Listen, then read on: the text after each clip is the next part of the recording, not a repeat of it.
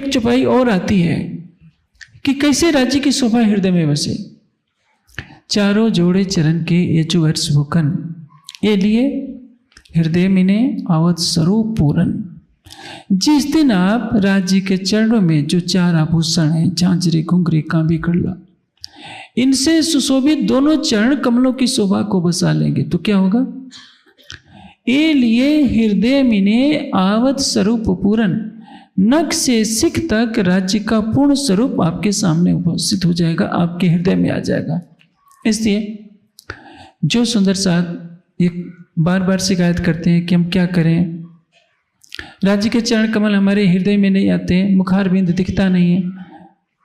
सागर श्रृंगार की आप सैकड़ों हजारों चौपाइयाँ याद कर लेते हैं, राज्य का मुखार बिंद कैसा है, नासिका के आभूषण को याद कर लेते हैं, कानों के आभूषण को, बालों की शोभा को सब याद कर लेते हैं।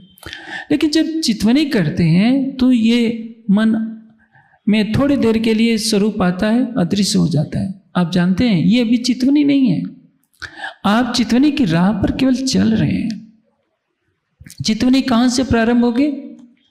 जब आपके अहं का विसर्जन हो जाएगा, जब आप अपने को परात्म के श्रृंगार में पाएंगे। इस शरीर से और इस ब्रह्मांड से आपका कोई संबंध नहीं रहेगा, आपकी बुद्धि काम नहीं करेगी। अभी तो आपने चौपाइयाँ रट रखी हैं, पूरी चरचनी आपको याद है, सातों परिक्रमा याद है। मूल मिलावे में जाते ही सारा हिसाब लगाना शुरू कर देते हैं कि एक थंबे से दूसरे थंबों की दूरी कितनी है, एक थंबे में कितने पहल आए हैं, ऊपर के पहल कितने हंस के हैं। जब तक आपकी बुद्धि दौड़ रही है वह चितवनी नहीं है। चितवनी का तात्पर्य क्या है? राज्य के प्रेम और समर्पण में इतना डूब जाना कि अपने अस्तित्व को भुला देना। इसलिए कहा जाता है अपने चरण की राज्य के चरणों का ध्यान कीजिए। मैंने आपको संकेत किया कि किसी के चेहरे की तरफ तब तो आंखें उठाकर देखी जाती है जब उससे बराबरी का भाव होता है। अपना अहंग तो कहीं ना कहीं खड़ा होता है, लेकिन यदि समर्पण की पराकाष्ठा को हमें पाना है तो स्वयं को मिटाना है, और स्वयं को मिटाने के लिए क्या करना पड़ेगा? चरणों का ध्यान करना पड़ेगा। इसका भाव ये मत समझिए कि दास भक्ति की तरफ संकेत किया जा रहा है, क्योंकि प्रेमास्पद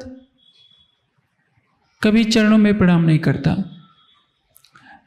दो चीजें हैं, आपने परिक्रमा में पढ़ा है कि आए आए के चरणों लागे। रात्रि के शयन आरती जब आप करते हैं तब भी ये चौपाई बार बार पढ़ते हैं, और ये परिक्रमा की चौपाई है। दूसरी तरफ पुराण संहिता में ये कहा गया है कि जब ब्रह्मा, विष्णु, शिव, ईश्वर और सदाशिव पांचों देवता